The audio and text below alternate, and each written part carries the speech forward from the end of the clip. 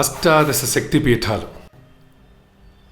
హిందూ మతంలో ప్రజలతో అత్యంత భక్తి శ్రద్ధలతో పూజలందుకునే ఆదిపరాశక్తి అంశాల ప్రతిరూపాలే ఈ శక్తిపీఠాలు. భారత ఉపఖండంలో విస్తరించిన ఈ పీఠాలకు ప్రధాన అధిదేవత గౌరీ లేదా పార్వతీదేవి. సామరస్యతకు, మాంగళ్య భాగ్యానికి ఆమె ప్రతీక. పార్వతీదేవి మరో ప్రతిరూపం దుర్గాదేవి శక్తి, శౌర్యానికి ప్రతీక. ఇక మరో ప్రతిరూపం మహాకాళి, దుష్ట శక్తుల సంహారానికి ప్రతీక. ఇందుకు సంబంధించిన పురాణ గాథ ఇది. బ్రహ్మకుమారుడు దక్ష ప్రజాపతికి 27 మంది కుమార్తెలు. అందులో సతీదేవి ఒకరు. సతీదేవి శివుడిని వివాహమాడింది. ఒకసారి అగ్నిదేవుడు నిర్వహిస్తున్న యాగానికి వచ్చిన దక్ష ప్రజాపతిని చూసి శివుడు తప్ప అక్కడికి వచ్చిన వారంతా ఆయన పట్ల గౌరవ సూచనగా లేచి నిలబడ్డారు. దీనిని తీవ్ర అవమానంగా భావించిన దక్షుడు తర్వాత తాను నిర్వహించిన యజ్ఞానికి కుమార్తె సతీదేవిని, అల్లుడు శివుడిని ఆహ్వానించలేదు. దీంతో సతీదేవి చిన్నబుచ్చుకున్నప్పటికీ తండ్రిపైన పుట్టింటిపైన మమకారంతో శివుడి అభిష్టానికి వ్యతిరేకంగా ఈ యాగానికి వెళ్లేందుకు సిద్ధమైంది. యాగస్థలిలో తల్లిదండ్రులు, తన అక్క చెల్లెళ్ళు ఎవ్వరూ ఆమెను పట్టించుకోలేదు.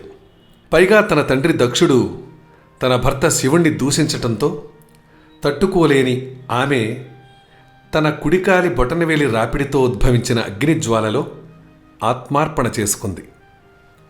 ఈ వార్త విన్న శివుడు ఆగ్రహోదగ్రుడై తన జటాజోటం నుంచి ఒక శిఖను తీసి నేలకేసి కొట్టాడు. దాని నుంచి ఆవిర్భవించిన వీరభద్రుడు దక్షుడి యాగానికి వెళ్ళి దక్షుడి తల నరికి తెచ్చాడు.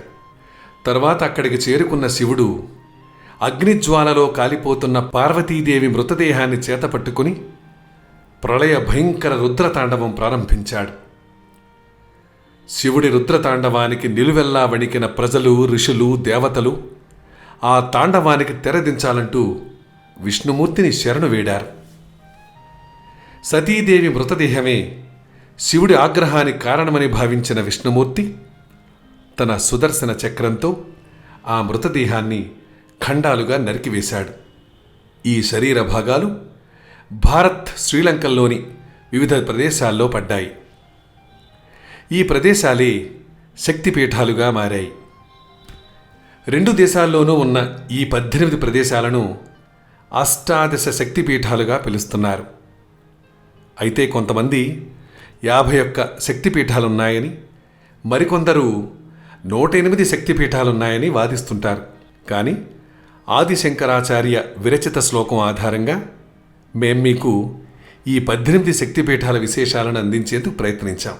లంకాయాం శాంకరీదేవి కామాక్షి కాంచీకాపురే, ప్రద్యుమ్నే శృంఖలాదేవి చాముండ క్రౌంచపట్టణే, అలంపురే జోగులాంబ శ్రీశైలే భ్రమరాంబిక, కొల్హాపురే మహాలక్ష్మి మాహుర్యే యాకవీరిక, ఉజ్జయిన్యాం మహాకాళి పీఠికాయాం పురుహితిక, ఓఢన్వే గిరిజాదేవి మాణిక్య దక్షవాటికే, హరిక్షేత్రే కామరూపి ప్రయాగే మాధవేశ్వరి, జ్వాలాయాం వైష్ణవీదేవి గయా మాంగళ్య గౌరిక, వారణాస్యాం విశాలాక్షి కాశ్మీరేతు సరస్వతి.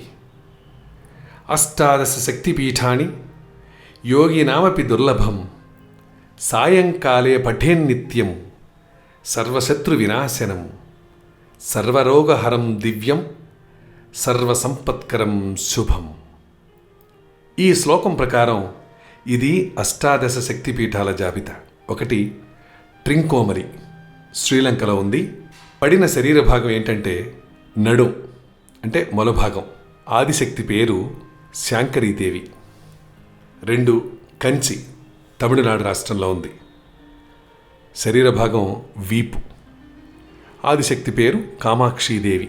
3 ప్రద్యుమ్నం, బెంగాల్ రాష్ట్రంలో ఉంది. పొట్ట భాగం శ్రీ శృంఖలాదేవి. 4 మైసూర్, కర్ణాటక, శిరోజాలు చాముండేశ్వరీదేవి. అలంపురం ఆంధ్రప్రదేశ్ రాష్ట్రంలో ఉంది. పైపన్ను జోగులాంబాదేవి. శ్రీశైలం ఆంధ్రప్రదేశ్. మెడభాగం భ్రమరాంబికాదేవి. 7 కొల్హాపూర్ మహారాష్ట్ర. పడిన శరీర భాగం కళ్ళు మహాలక్ష్మీదేవి. 8 నాందేడ్ మహారాష్ట్ర. కుడి చేయి భాగం యాకవీరికాదేవి. ఉజ్జయిన్ మధ్యప్రదేశ్లో ఉంది.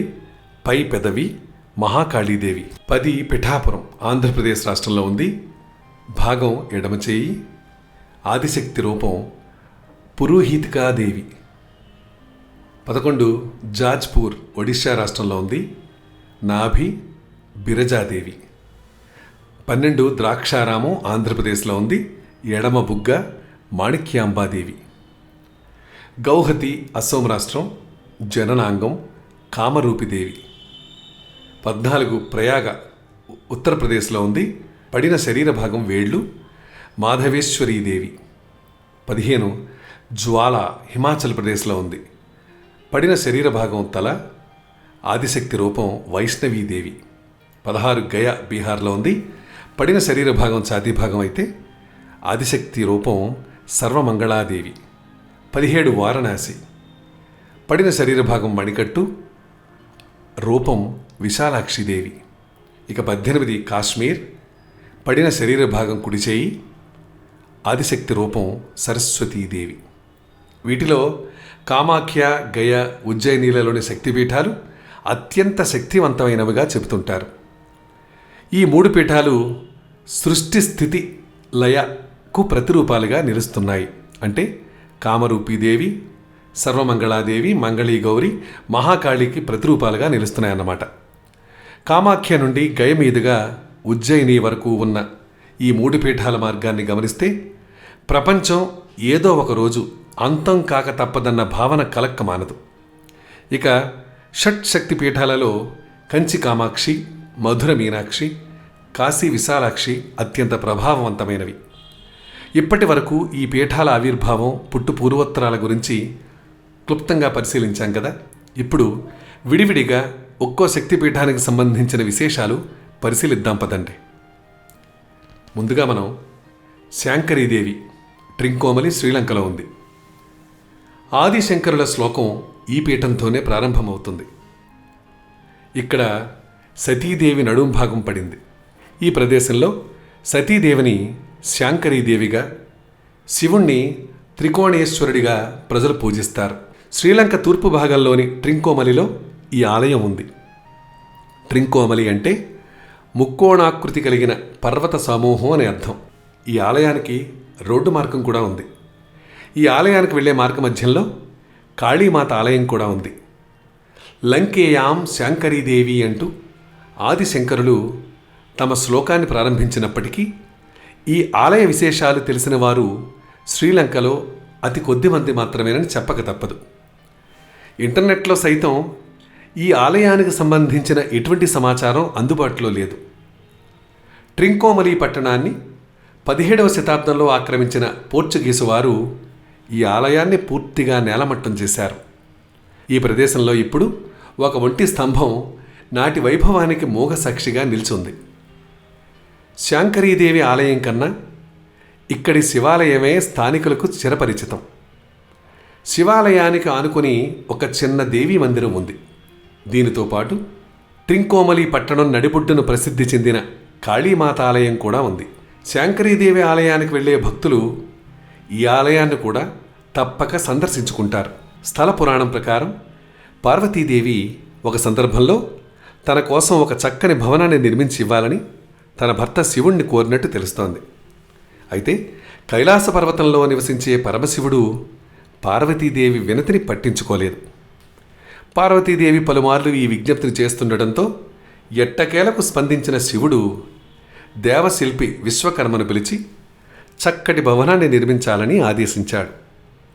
పార్వతీదేవి కోసం లంకాద్వీపంలో విశ్వకర్మ చక్కటి భవనాన్ని నిర్మించాడు. కొత్త భవనంలో గృహప్రవేశం చేయటానికి శివపార్వతులు లంకకు తరలి వచ్చారు. ఆ సమయంలో లంకారాజు రావణుడు శివుడి నుండి వరాలు పొందేందుకు తపస్సు చేస్తున్నాడు. రావణుడి తపస్సుకు సంతసించిన శివపార్వతులు అతడికి అనేక వరాలను అనుగ్రహించారు. జన్మరీత్యా బ్రాహ్మణుడు, 4 వేదాలు ఔపోసన పట్టిన శివభక్తుడు రావణుడు. రావణుడి భక్తికి మెచ్చిన పార్వతీదేవి తమ నూతన గృహప్రవేశాన్ని జరిపించాలని కోరింది. కార్యక్రమాన్ని విజయవంతంగా పూర్తి చేయటంపై సంతోషం వ్యక్తం చేసిన పార్వతీదేవి ఏం వరం కావాలో కోరుకోమని అడిగింది. అంతటి రావణుడు ఆ భవనాన్ని తనకు దక్షిణగా అనుగ్రహించాలని కోరాడు. అతడి కోరికకు కొంత ఖిన్నురాలైనప్పటికీ పార్వతీదేవి తన మాట ప్రకారం అతడికి ఆ భవనాన్ని దక్షిణగా అప్పగించింది. అయితే ఆ భవనంలోనే కొలువుండాలని రావణుడు పార్వతీదేవిని కోరాడు. అందుకు అంగీకరించిన పార్వతీదేవి తన మాట విన్నంతకాలం తాను అక్కడే ఉంటానని, తనకు ఎదురు తిరిగితే మాత్రం తాను వెళ్ళిపోతానని హెచ్చరించింది. రావణుడు అందుకు అంగీకరించడంతో శాంకరీదేవిగా పార్వతి అక్కడ కొలువుదీరింది. కొంతకాలం తరువాత రావణుడు అయోధ్య నుండి సీతాదేవిని అపహరించుకురావడంపై ఆగ్రహించిన శాంకరీదేవి ఆమెను తిరిగి రాముడికి అప్పగించాలని రావణుణ్ణి ఆదేశించింది. రావణుడు అందుకు విముఖత వ్యక్తం చేయడంతో శాంకరీదేవి లంకలోని తన భవనాన్ని వదిలి కైలాసానికి వెళ్ళిపోయింది. ఇక కామాక్షీదేవి కంచిలో ఉంది. కాంచీనగరం పల్లవరాజుల రాజధాని నగరం అన్న విషయం మనకు చరిత్ర ద్వారా తెలుస్తోంది. నాటి పల్లవరాజుల పాలనకు చిరస్మరణీయ చిహ్నంగా నిలిచిపోయింది ఇక్కడి కైలాసనాథ దేవాలయం. ఇక్కడి కామాక్షి అమ్మవారి ఆలయం కూడా అత్యంత పురాతనమైంది. తొలి సహస్రాబ్ది నాటి ఆదిశంకరులకు ఈ ఆలయంతో అవినాభావ సంబంధం కూడా ఉంది. కంచి కామాక్షి, మధుర మీనాక్షి, కాశీ విశాలాక్షి శక్తిత్రయంలో కాంచీ నగరం ముందుండటం ఈ శక్తిపీఠం విశిష్టతను చాటి చెబుతుందని ఇక్కడి తమిళులు చెబుతుంటారు. పెరియ కాంచీపురంలోని ఏకాంబరేశ్వర ఆలయం, కామాక్షి అమ్మవారి ఆలయం, కుమారకొట్టం ఆలయం, ఉలగలనంద పెరుమాళ్ళ ఆలయం ఇక్కడ తప్పక చూడాల్సిన ఆలయాలు. ఈ మందిరాల్లో ఎక్కడా అమ్మవారి విగ్రహం కనిపించదు. కామాక్షి అమ్మవారు కేవలం కాంచీపురంలోనే మనకు దర్శనమిస్తారు. కామాక్షి అమ్మవారు ఇక్కడ ఒక మామిడి వృక్షం కింద సైకత అంటే ఇసుకలింగాన్ని రూపొందించి అర్చించటం ద్వారా శివుణ్ణి పాణిగ్రహణం చేసి ఆయన అర్ధాంగిగా మారారు. దాదాపు 5 ఎకరాల విస్తీర్ణంలో నిర్మితమైన ఈ ఆలయానికి స్వర్ణ కవచ గాలిగోపురం ప్రత్యేక ఆకర్షణగా నిలుస్తుంది. గర్భగుడిలో ఆసీనురాలై మనకు కనిపించే కామాక్షి అమ్మవారిని పరబ్రహ్మ స్వరూపిణిగా కొలుస్తారు. ఆమెతో పాటు ఇక్కడ బ్రహ్మ, విష్ణు, రుద్ర, ఈశ్వర, సదాశివమూర్తులు కూడా మనకు దర్శనమిస్తాయి. అమ్మవారి ఎదురుగా శ్రీచక్రం ప్రతిష్టాపితమై నిత్యం పూజలు అందుకుంటూ ఉంటుంది. వాస్తవానికి ఉగ్రస్వరూపిణి అయిన కామాక్షి అమ్మవారిని శాంతింపజేసేందుకు ఆదిశంకరులు ఆమె ఎదుట శ్రీచక్రాన్ని ప్రతిష్ఠించారని తెలుస్తోంది. ఆదిశంకరుల సమయంలో ఉగ్రస్వరూపిణి అయిన కామాక్షి అమ్మవారు తన ఆలయం నుంచి వెలుపలికి వచ్చి పురవీధుల్లో సంచరిస్తున్నప్పుడు ప్రజలు భయభ్రాంతులకు గురయ్యేవారట. ఇది గమనించిన ఆదిశంకరులు అమ్మవారిని ఆలయం వదిలి బయటకు రావద్దని కోరారట. ఇందుకు నిదర్శనంగా ఇప్పటికీ కామాక్షి అమ్మవారి ఉత్సవ విగ్రహాలు నగర ఉత్సవానికి బయలుదేరే సమయంలో ఆదిశంకరుల మందిరం నుంచి బయలుదేరుతుంటాయి. ఆలయ ప్రవేశం కొంత సంక్లిష్టంగానే ఉంటుంది. బహిప్రాకారంలో కోనేరు, 100 స్తంభాల మండపం, ధ్వజారోహణ మండపం వంటి పలు మండపాలు ఉంటాయి. బహిప్రాకారం నుంచి స్వర్ణ కవచాలంకృత గాలిగోపురం సుందరంగా కనిపిస్తూ మనల్ని గుడిలోకి ఆహ్వానిస్తుంటుంది. ఇక్కడ నుంచి గుడిలోకి 4 ప్రవేశ మార్గాలున్నాయి.